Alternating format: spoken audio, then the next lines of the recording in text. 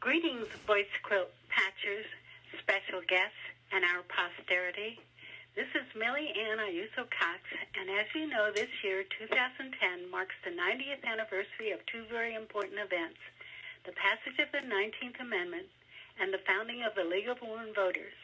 The celebration of these milestones has given us the opportunity to reflect on, first, the moving, inspiring, and important story of how that amendment came to be proposed and eventually passed. Next, seeing ourselves as the inheritors of the suffragists' legacy. Then, the importance of knowing women's history. And finally, the importance of teaching women's history. The story that our Winning a Voice quilt tells has two main settings. The first part takes place in Oakland, California, at Joaquin Miller Elementary School. It begins when my class and I discovered that American women did not gain the right to vote until 1920, 144 years after the founding of our nation. Our curiosity and further research and reporting about that startling discovery stirred up the whole school. A few years later, the History Parade tradition was born. This annual event lasted well after my early retirement in 1989. From that point on, the story centered around my home office in San Leandro, where I functioned as the director of History. In 1993, our organization, History for Futures Unlimited, became a nonprofit. Our goal was to promote women's history in early education. We worked to make history more inclusive by writing and presenting curriculum that acknowledged women's contributions to America. We made rapid progress toward that goal, aided by a sabbatical from the Oakland Unified School District, a scholarship from the History Institute at Cal Berkeley, grants and financial support from the Marcus Foster Foundation, the Ms. Foundation, the Oakland Piedmont branch of American Association of University Women, the League of Women Voters, and the California National Organization for Women. Our biggest challenge was to tell the story of the 144-year struggle of American women to gain the right to vote. How we achieved that goal will be told through the voices to come. So now, let the history begin. In the next two patches of our quilt, you will hear Hope Boyge singing songs about the two most important leaders in the final stages of the suffrage drive. The first song tells about Carrie Chapman Catt, founder of the League of Women Voters, and Carrie was the president of the National American Women's Suffrage Association. A very effective strategist, she called a meeting in Atlantic City and came up with the winning plan. The second song tells about Alice Paul, the leader of the National Women's Party, the more radical group who picketed the White House and marched down Pennsylvania Avenue to the Capitol in colorful suffrage parades.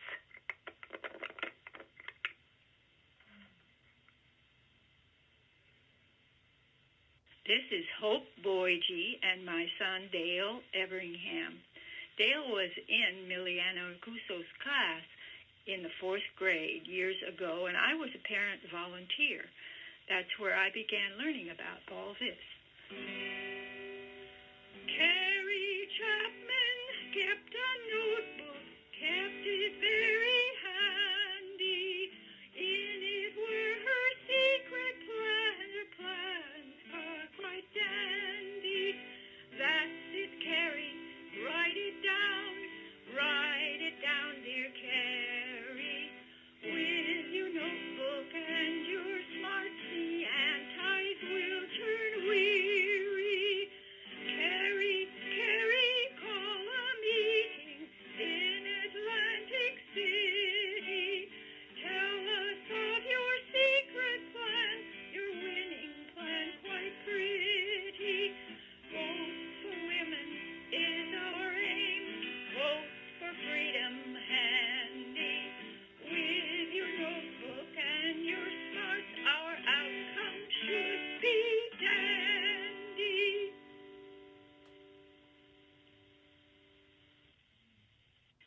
This is Hope Boyge with another song. It's a long way down Penn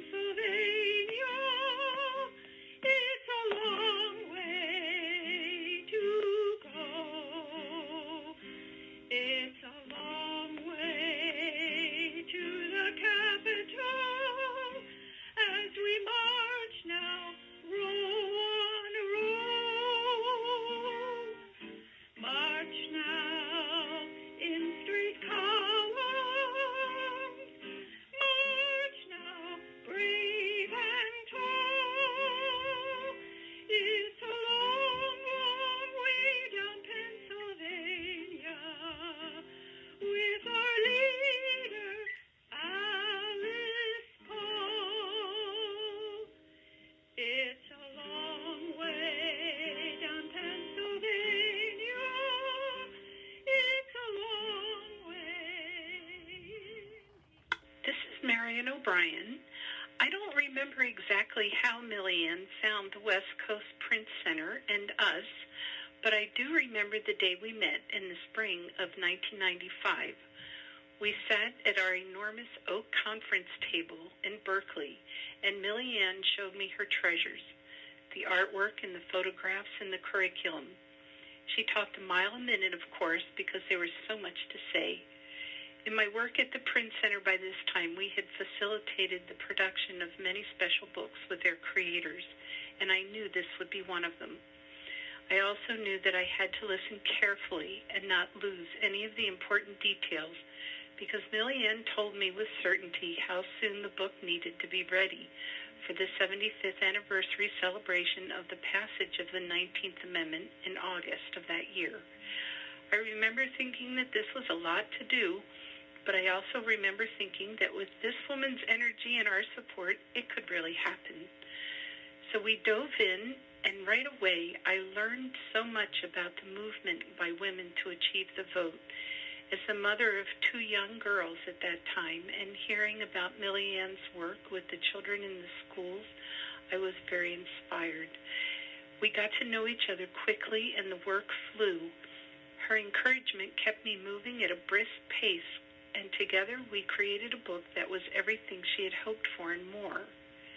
The support that Milli-Ann got from Cecil, the artist, and her other friends and interns was incredible. Many people shared her goal by this time, and the realization that we would reach it was infectious. Keith spent long days and nights shooting art and arranging it with me, and then finally printed the book and the posters. The cover was beautiful, and the artists were happy with the results of the reproduction. Finally, the time came to deliver the books. It was close, but it was so gratifying. We drove them to the Oakland airport, where Milli-Ann was waiting to board a red-eye to Washington, D.C.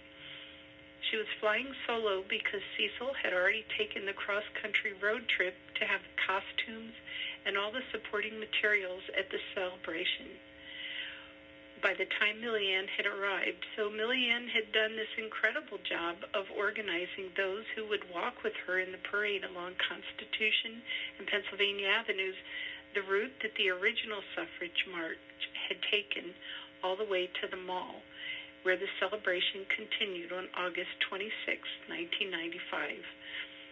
Milli-Ann was always so gracious in her recognition of our role in the production of the book. It was an honor for us to have been included.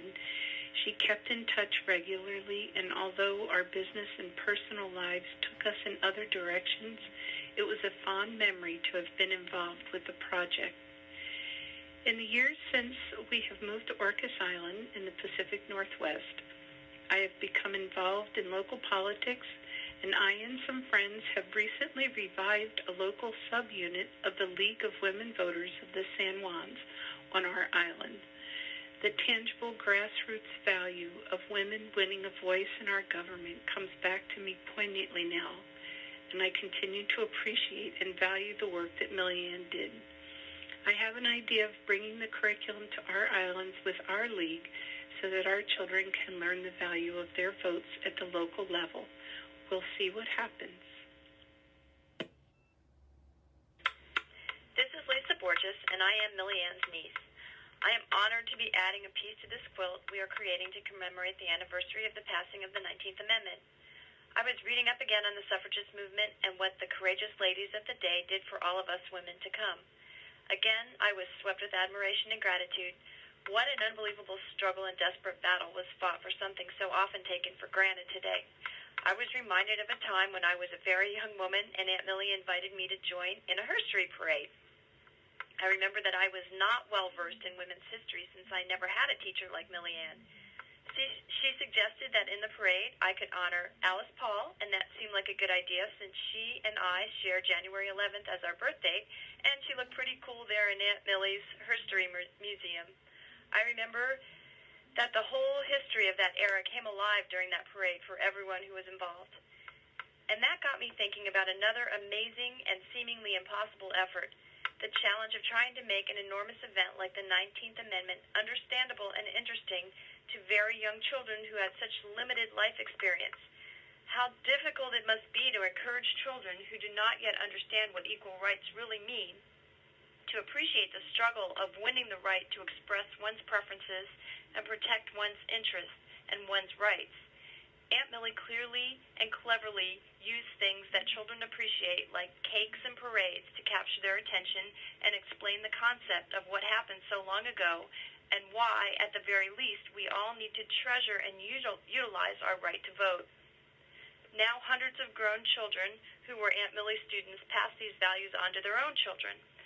So I close with a quote from my hero, Alice Paul, who said, "I always feel the movement is a sort of mosaic. Each of us puts in one little stone, and then you get a great mosaic at the end." And to take that image one step further, the movement is kept alive by remembering it and teaching children these important lessons so they can add to the mosaic by teaching their own children the importance of voting and that all citizens were not always treated equally. Think of all the stones added to the mosaic of the movement, which have been added by Milli-Ann students and their children. Thank you, Aunt Millie, for passing this to me and for realizing the importance of teaching and sharing this legacy with so many. This is Milli-Ann Iuso-Cox again with a few closing remarks. First, my sincere gratitude for the beautiful voice quilt you have created. It's a fitting tribute to the heroines behind the 19th Amendment on this, its 90th anniversary. We can take pride in the fact that we have followed Abigail Duniway's advice when she said, "The young women of today, free to study, to speak, to write, to choose their occupation, should remember that every inch of that freedom was bought for them at a great price. It is for them to show their gratitude by helping onward the reforms of their times, by spreading the light of freedom and truth still wider. The debt that each generation owes the past, it must pay to the future." Furthermore, through your contributions to the success of the Winning a Voice curriculum project, you have demonstrated concern for the well-being and education of our children. They are of greatest importance to the future of our country. Our children need love and nurturing. They need to feel that they have value and dignity. They need to know that who they are and where they came from. They need to know their history. Boys have an easier time learning about their forefathers, men who have done interesting or important things with their lives.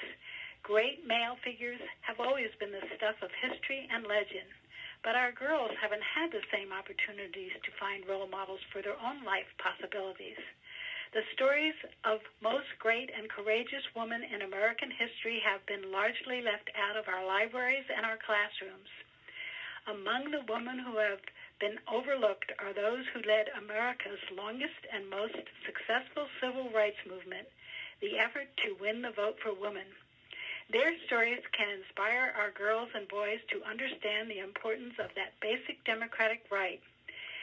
These early suffragists provide wonderful models of courage, strength, perseverance, and their stories can help our children value and respect themselves and others as well.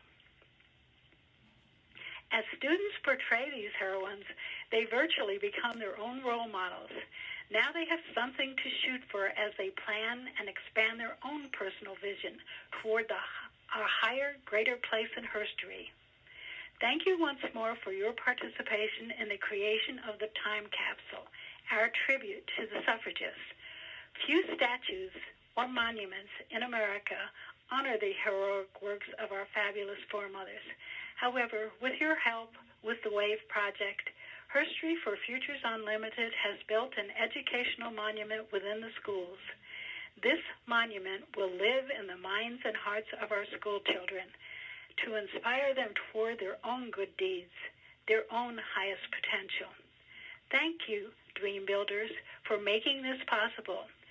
Now, let's close our eyes and sit back and imagine ourselves in 2020 listening to Earth Mama singing "Standing on the Shoulders of the Ones Who Came Before." The occasion, of course, is the centennial celebration of the passage of the 19th Amendment, and we are all alive and well.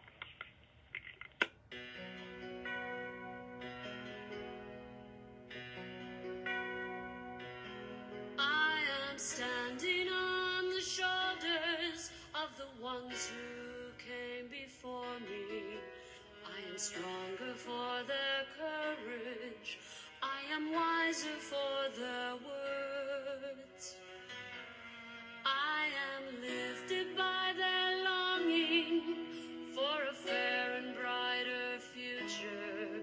I am grateful for their vision, for their toiling on this earth. We are standing on the shoulders of the ones who came before us. They are saints and they are humans. They are angels, they are friends.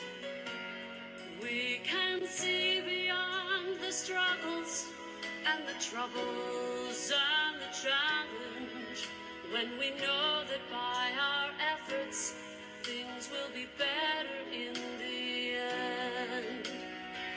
They lift me higher than I could ever fly, carrying my burdens away. I imagine our world if they hadn't tried. We wouldn't be here celebrating today.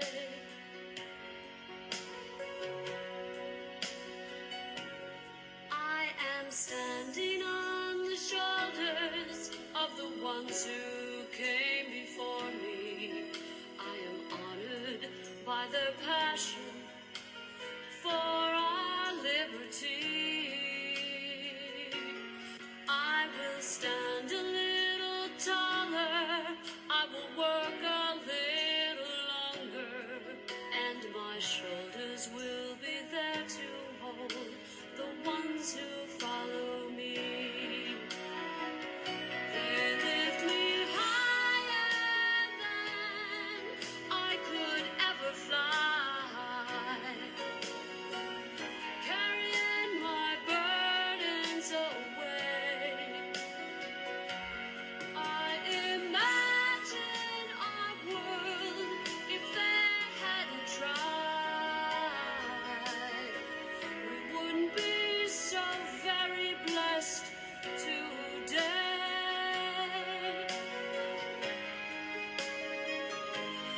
I am standing on the shoulders of the ones who came before me.